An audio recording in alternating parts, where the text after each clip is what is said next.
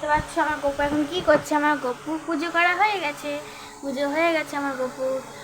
আমার গপু আজকে দেখতে পাচ্ছ কত সুন্দর সেজেছে। আজকে হচ্ছে জন্মাষ্টমীর পরের দিন, মানে নবান্ন উৎসব।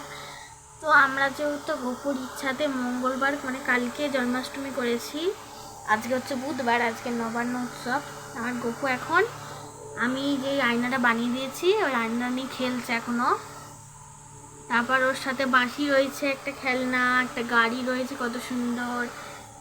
তারপরে একটা আলপনা আঁকা হয়েছিল কালকে। এখানে অনেক ঠাকুর সবার পুজো করা হয়ে গেছে, শুধু খাওয়াটা বাকি আছে সবার, কারণ আজকে নবান্ন উৎসব। তাই পায়েস বানাতে গেছে আমার মা, একটু পরেই আসবে। দেখতে পাচ্ছ আমার মা ডেকোরেশন করেছিল, তোমাদের দেখানো হয়ে গেছে। কি সুন্দর ময়ূরের পালক দিয়ে ডেকোরেশন করেছে, আর চারপাশে বেলুন দিয়ে দিয়ে ডেকোরেশন করেছে। তোমরা এগুলো সব দেখা হয়ে গেছে। আমার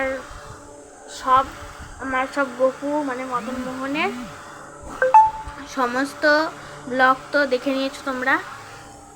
আমার গপু হচ্ছে আজকে কত সুন্দর সেজেছে। তো গপুর আজকে একটু কথা বলবো গপুর সাথে। গপু আমার সাথে কথা বলে, তোমাদের সাথে দেখি বলে নাকি। গপু একটু বলো তো তোমার নাম কি? আমার নাম হলো মদন মোহন, কারণ আমি ভালো ছেলে, তার জন্য আমার নাম মদন মোহন। ও তাই, তোমার নাম তো মদন মোহন আমি দিয়েছি, তাই না?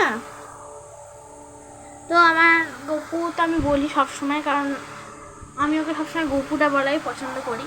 তবে যখন আমার ইচ্ছা হয় তখন আমি মদন মোহন বলে রাখি। ওর নাম আমি মদন মোহনই রেখেছি।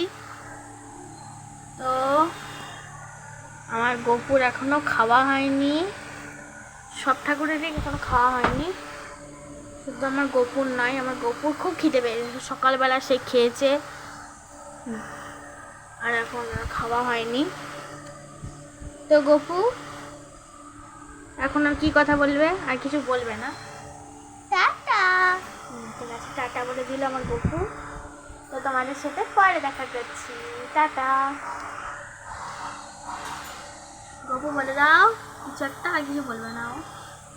রাধে রাধে সবাইকে, সবাইকে রাধে রাধে, টাটা।